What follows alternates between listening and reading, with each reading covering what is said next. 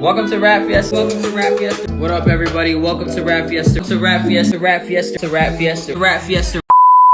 Welcome to the Rap Fiesta podcast. We're here with Deeba Abrishamchi, A&R at Unrestricted, music lover, big Frank Ocean lover, I know that, and a good longtime friend of mine. I'm so happy to get you on.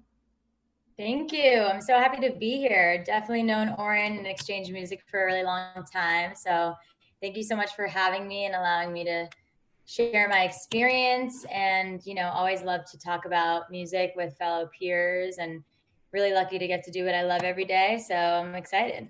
Yeah, let's do it. And I know you just moved out to LA. How's the new spot? The new spot's dope. I'm from New York originally, so coming to LA was definitely a big change, but I feel like this is definitely the place to be when it comes to working in music. A lot of creatives are out here. And of course, there's communities all across the country where, a lot of amazing music magic can happen, but definitely found that being here has given me a lot of opportunities and opened a lot of doors for me. So yeah, it's been awesome. I've been out here for about a year and a half and just still getting used to it, but I love being a New Yorker in LA. So I'll say that. Literally in the creative hub of the world right now. That's awesome. So let's get into it, because I know a lot of people who follow our page are independent artists, and they always hit us up about A&Rs if we know any and things of that nature. So I want to ask, just so you can lay it out, what is the role of an A&R? What exactly is an A&R? So what I love most about A&R is I think that it's really not your typical 9-to-5 job where your tasks are laid out for you. It's 100% what you make it, meaning that, it's most important, like how you help others and lift others up. So, just to start off on a very basic level, A&R stands for Artists and Repertoire. And that ranges from anything between, scouting talent and signing songwriters, producers, artists, and just finding, talent that really is special. But it goes a lot beyond like, okay, can you make good music? And really has to do with like, okay, can you foster a fan base? Do you have people who care about you? Are you putting in the work every single day to hone your craft? And also, hustling to connect with others and like-minded creatives. And also just to like really build your fan base in a way that's actually authentic and genuine, because I think the industry has changed a lot in the past 10 years, where it used to be that, if you have, what it takes to make a hit record, and you have the writers in the room and the right producers, and you put out a song, like, great. But now it really is like, okay, how do you come up as an independent artist? Are you like putting in the effort to hone in on, building a fan base? So that's what I focus on the most as an A&R is, putting the music first, but also remembering that it's really the artist behind the music that people are going to care about and be fans of at the end of the day. How are you going to convince people to sell out your shows and buy your merch and really be a part of the whole journey? So that's been something really interesting to learn, that, it's really about the music, but it's also more than just the music. And then the other side of being an A&R is really getting to know these artists, making relationships, getting to know songwriters and producers, and being a dot connector and knowing, bringing people together that are going to make magic together, and just kind of being that facilitator. And then also having an understanding of the music landscape enough to, more than just having an ear for music, being able to really tell an artist or a songwriter or a producer, like, hey, like this song is dope. Like, I think, change the drum pattern here. Or have you thought about like, bringing down the tempo a little bit and turning it into more of this song? But also understanding that the artist or the songwriter, the producer, That's what the I was creator. going to ask you. Have you been sitting in on sessions like during the creative process with these artists?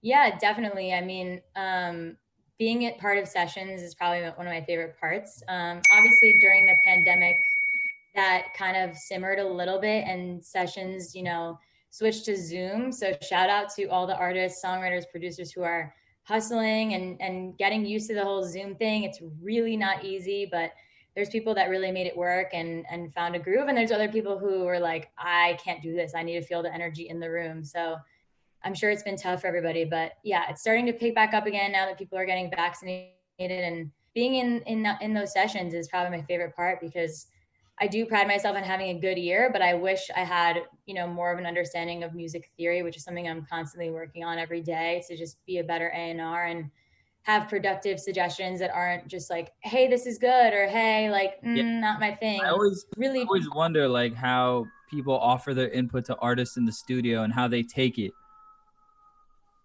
Especially like in your case, if you're off, yeah, it's interesting. it's like, yeah, I like this, but like, you could do I would better. Like things like that. Yeah, I would say like reading the room and knowing, when to kind of like give your suggestions and when they're not really welcome. Because at the end of the day, like the creatives in the room are the people making the magic. And as much as they want your help, like you need to know when that's welcome and when it's not. And when you just kind of got to stand back and let them do their thing and just be more of a supportive role. So I think it's a lot of also like psychology and just knowing like when it's your place to suggest things and when it's not. And I think getting to know people on a personal level and knowing like how they work with criticism or how they work with suggestions, and kind of knowing like, how to be the most helpful and not just like, talk to be heard, you know what I'm saying? So it has to really be a productive suggestion rather than just, Hon- inserting yourself Honestly, where your you're job not sounds welcome. So very it's been an hard. interesting. It sounds hard to be an A&R in these What'd days. you say? Your job sounds hard. Like all the things you listed, everything you have to do, it's like a lot of responsibility. You need to maintain so many relationships with artists and critique their music and hope they don't get pissed off at you because artists are like that. Like making a song is like your child, and when someone disrespects it or in any way or critiques it, some people don't know how to react. And like I don't know, I think that's really cool that Right. in that spot.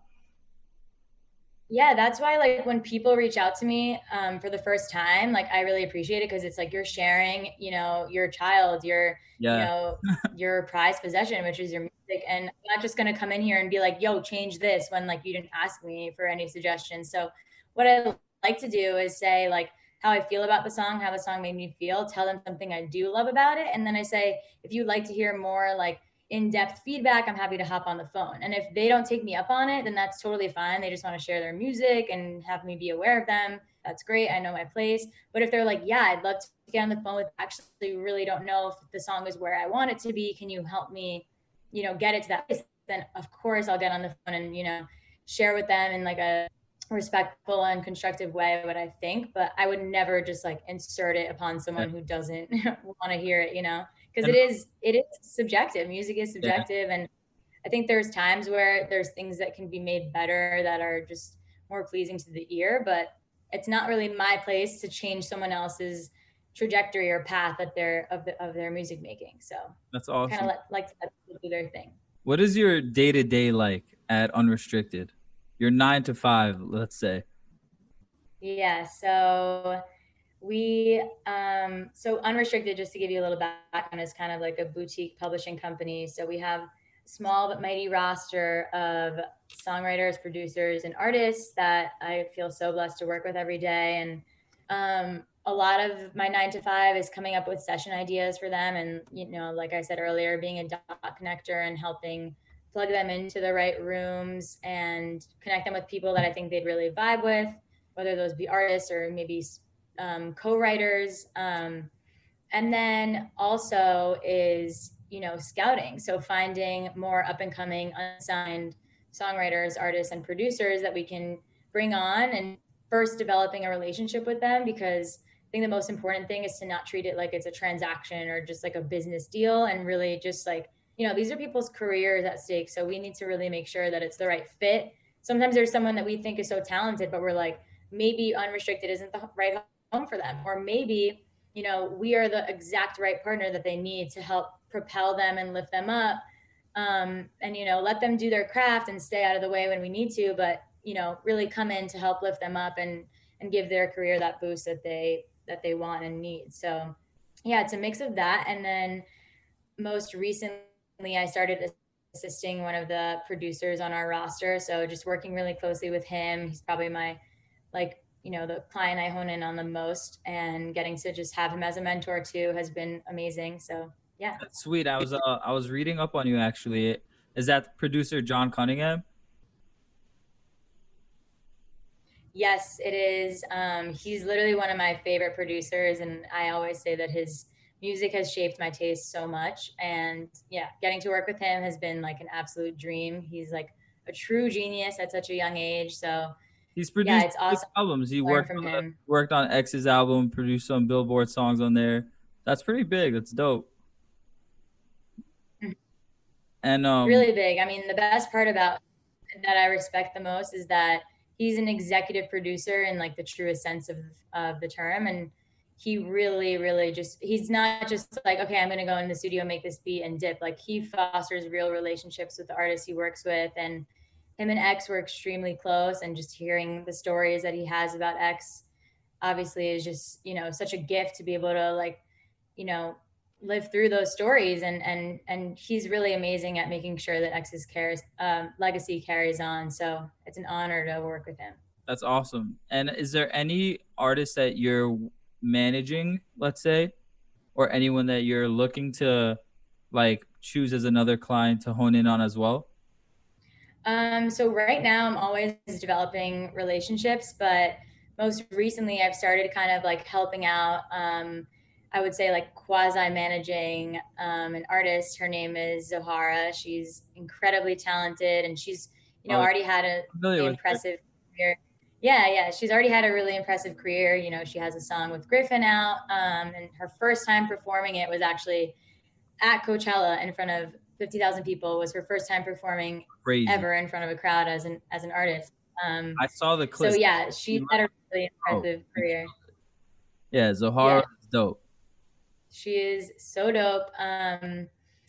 And yeah, so I've just been helping her with all the tools that I know. I'm still like figuring it out, like, so that's why it's kind of this like quasi management situation, because she's been a friend of mine since we were probably like 14. Yeah, And so, getting to work with my friends has always been a dream. And like knowing that, like, I have tools to help her out and she has so much to teach me. We're kind of like in this together. And my partner also, who's one of my best friends from college, we kind of quasi manage her together. And it's been an amazing relationship so far. We've already had some exciting sessions set up, and, brand deals on the surface, and just things that are coming about, just that have taught me so much about like what it takes to manage an artist and just to help people win. So I that's love that we're in this all ah, it together. It's sounds awesome. exciting.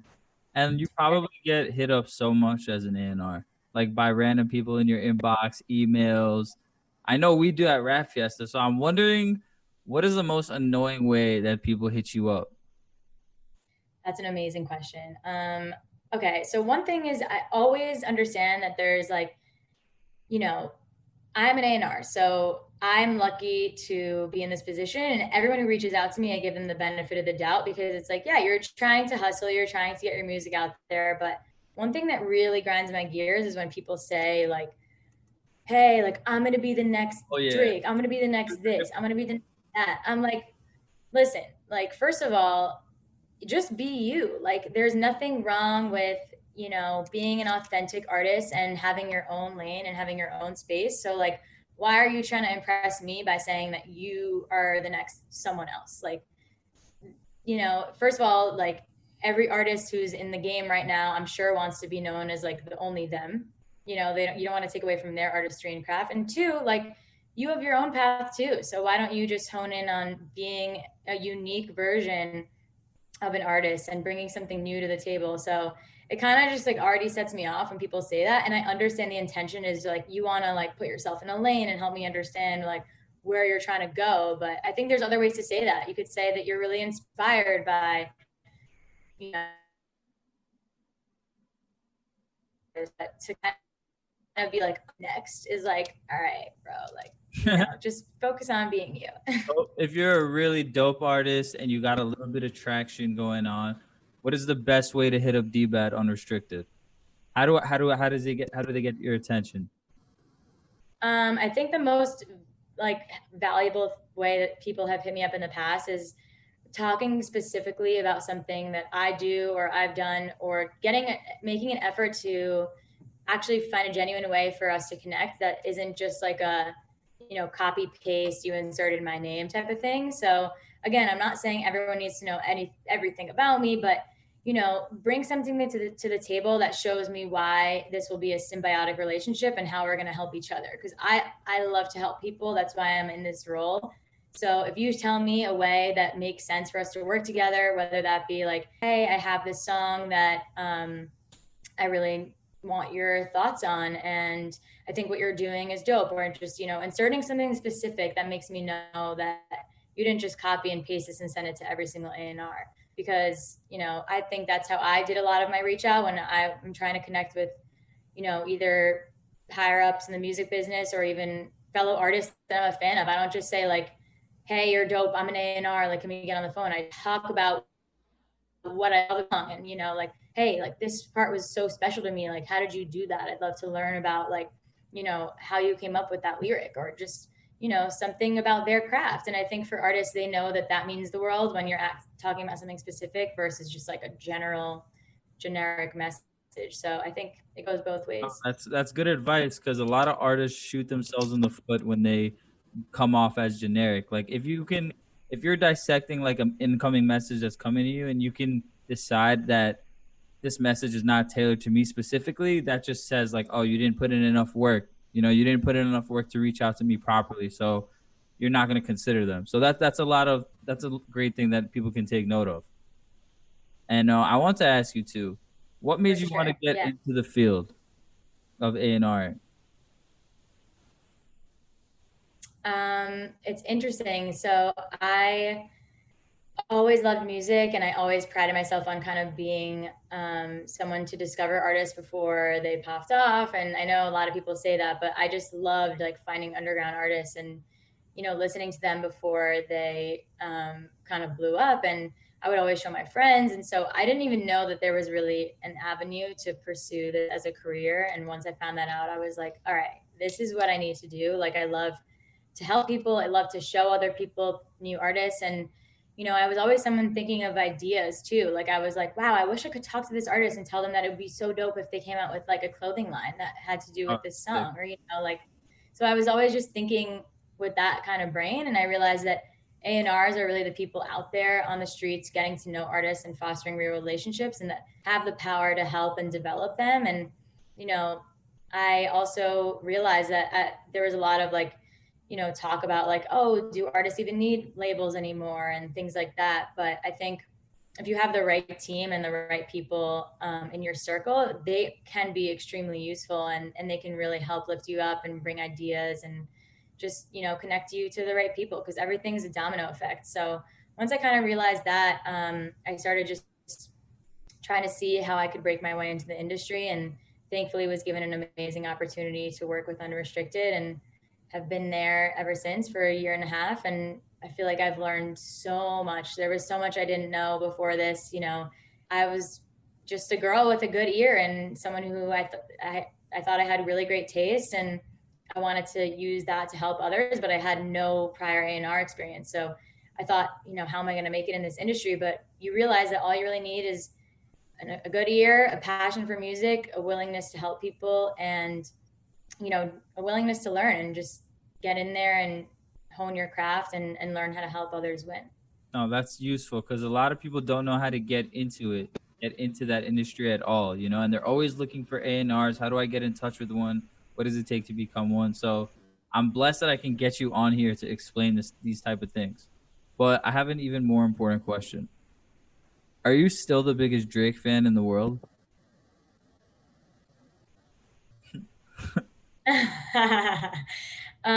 Okay, this is a tough one because I, yes, everybody, just a disclaimer, The biggest Drake fan? I was known for being the biggest Drake fan in the world.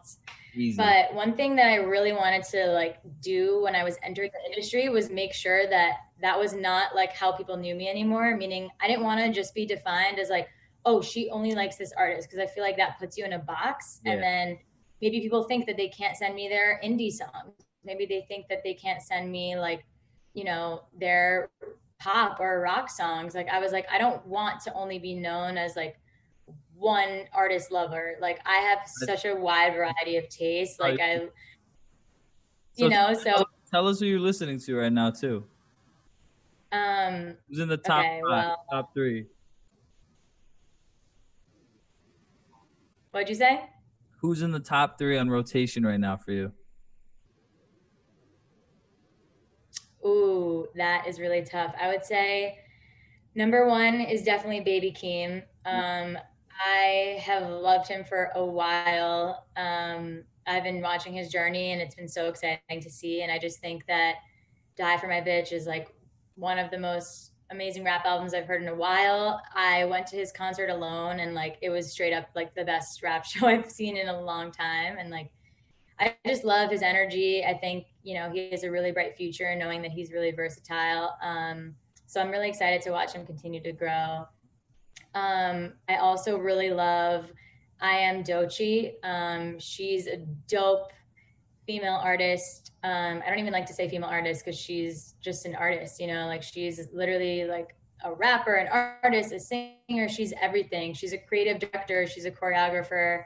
And she's really on the come up right now. So I'm excited to watch her continue to grow because I think she has the most like infectious energy and like she's going places for sure. And if anybody is watching this, um, they should definitely watch her music video for her new song. Or it's actually not new. It's been around for a little bit, but Yucky Blucky Fruitcake. Go peep it. Check that Amazing out. video. She creative directed the whole thing. It's really dope. And then who else? About new artists. I mean, there's so many new artists that I love so much. But I mean, I've always been a big Clairo fan. I love her a lot. I just got put onto her, and I can't stop seeing that one song that blew up on. I'm sure she has many songs that blew up on TikTok. Yeah. Oh my god, I can't even remember right now. I'm blinking out, but no, she is It's called fire. Yeah, probably. Is that the one? How does I She's forgot so to it fire. right now? It's so good. Yeah, I went to her concert like before she even had her Immunity album out, and at the time I was like into her, but not like the most massive fan at the time. And then like when she came out with Immunity, which was produced by Rostam from Vampire Weekend, and like it is just crazy front to back. Like yeah, I mean Sophia's obviously the one that popped off on TikTok, but the whole album is amazing, and she No, that's is a nice top three that I don't think anybody would ever guess. It's like, what is like a crazy not gonna be able experience you've had in the studio so far? Like anything very memorable that like you won't forget. Mm. Um, I would probably just say, I mean, like I can't necessarily speak on the the artists that I've been in the studio with, but um, I mean, there's so many amazing artists that I get to witness just doing their thing in the studio, and it's honestly just crazy to be in a position where there's someone that you idolize so much, and I think knowing that they're real people too, and that they're human, and like someone that you put on such a high pedestal, like also goes through the same things that we do. They have their doubts. They, maybe they have a bad take and they start like kind of doubting themselves, or they don't feel like they're in a good headspace, and then you really realize like they're putting themselves on the line and putting their art out there, and like it's so real what they have to go through to get to that point. And even the artists that come off the most confident on Instagram, like moments where they're working on an album and they go back and they're like, damn, is this album even good, and like when I hear that, I'm just like, oh my god, how do they that? Like this album is amazing, and you just remember like it's their art and they have all these thoughts running through their heads. So just kind of seeing them raw in the studio and understanding that like they're real people that overthink shit, that have doubts, that start second guessing and questioning their craft. It reminds you that as an artist, like if you have those moments too, that's so real and that's so okay. And it's a process that we all go through as creatives. When you're doing a deep dive on an artist, are you looking at their social media and seeing like how many followers they have, or if even these followers are fake or real, or checking streams and numbers like that, or is it solely like you hear a song, you think it's so dope, and like you just need to get in touch with that artist, and nothing else matters. Like I really wonder how, how like in depth you guys are like scanning over artists to see what's the perfect match for you guys. That's a really good question. And one thing I want to make clear, which I think is really misunderstood about A&Rs and how scouting works, is that people think that it's like really superficial, that like you need to have this many followers or like you need this or that. But one thing that's misunderstood is that it's not like, oh, you need this many followers because of the clout. It's that, we want to just see that even if you have 3,000 followers, but they are the most engaged. They're your cult fan base. They're commenting on every single picture. They can't wait for your next drop. That's so much more important than having 50,000 followers, but none of those people care. Yeah. So it's less about like the superficiality of numbers, and it's more about like how engaged are you with your fans and how engaged are your fans with you, and are you fostering like a real connection with them? Are you doing lives where you're answering their questions? Are you going out of your way to make sure that you're interacting with them, whether it be on TikTok or Instagram? And of course there's times where I come across people that have an amazing song that makes me feel something, but maybe have like you know 1,000 followers, and to those people I honestly just reach out and I say like, yo, you're dope, I really love this song, this is what I love about it. And I just make sure that I let that person know, and if they want to foster a relationship with me, great, then we can keep in touch. And I'm always happy to be like someone to bounce ideas off of. But I never judge, like if that person has, crazy followers or anything like that, because everybody starts somewhere. So just letting that person know I think what they're doing is dope might be the fuel for them to keep going. So if that's the role I can play at an early stage in their career, that's great. And maybe down the line, they'll remember me as, someone who reached out super early on and like showed love before they had their big pop off viral TikTok moment. So it's about really showing love when it's real. And yeah. That's what's up. No, that's a dope thing to hear. I'm happy that that's the case for A&Rs. Like not just factoring in that, okay, this person has like this many followers and that's the cutoff. Like that's a dope thing to know. And also what's unique about you is that you're a Persian American and you're in the music industry. And that's like not a common thing, or at least I wouldn't think it is. So I'm wondering, like, does that play into effect for you in any way? Do you meet people that share the same background as you that are in music with you? I do. There's a very few, but every time I do, it's something that's so special, and I instantly feel connected to them because just being a Persian American girl, especially, I think number one, I was so fortunate that when I decided to pursue this, my parents were beyond supportive and excited for me, which isn't always the case. And I Yeah. really, yeah, I really am so grateful. And I'm also privileged to have, moved out to LA, and really, they, allowed me to take that chance and take that risk because they knew how passionate I was. And whenever I meet people like that in the industry, it's like I just feel an instant connection to them because it's not easy to work in this industry, definitely not as a female. So all the people who kind of like, are on that level with me, I feel like there's a mutual understanding. Like, we're in this What are some together. of So the challenges of being a yeah. female A&R? That's a great question. I think um, definitely as females, when you're in a male dominated industry, you sometimes feel like it's not your place to raise your voice, and maybe all the men in the room think one thing and they're all talking about how, oh, this artist is trash, and then you're scared like, oh well, I think this is dope, but like I don't want to raise my voice and maybe I'll be wrong. And I think females are more quick to do that. So I've just learned like to surround myself with people who like will allow my voice to be heard. And thankfully I've been on an all male team ever since I started, and it's been so interesting. But one thing I can say I'm really grateful for is that they all allow my voice to be heard. So that's been my experience. But I know that for a lot of females, it's not that way. And it's also about making sure that you seek out other female mentors that, maybe aren't on your team or don't work at your company, but that are doing something dope at another company. Connect with them, learn what their experiences are, ask them who their mentors are and what they've learned from them. And really just that's something I've loved to do is meet other females and, really feel like we're in this together, because it can be lonely and you can second guess yourself a lot, and you can think that, you know, it's not okay to raise your voice, but that's never the case. And I think it's actually most important because, maybe guys think that this song should be the hit on the album, but maybe the girl resonates with the lyrics more and she thinks that's going to be the more effective one. So I think all voices should be heard and weighed equally. And um, again, I'm really blessed to be on a team where my voice has been heard. Yeah, no, that's a thing that people don't really think about because everyone is stepping over each other and trying to, shout down on what their opinion is and that like and make it seem like it's a fact. So no, that's a good perspective to let people in on. So that's what's up. It's definitely not easy. Yeah, thank you. Yeah, it's important to shed light on. So I appreciate that. No, yeah, of course. And I want to know as well, where do you see yourself 5 years from now? Ooh, that's always the burning question.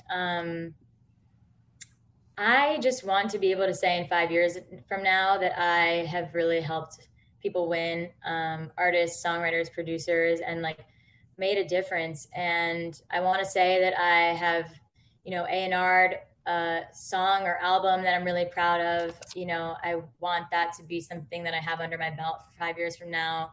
I hope to really develop an artist from the ground up and take them to a level where I was a big part in that process. That would be a dream of mine.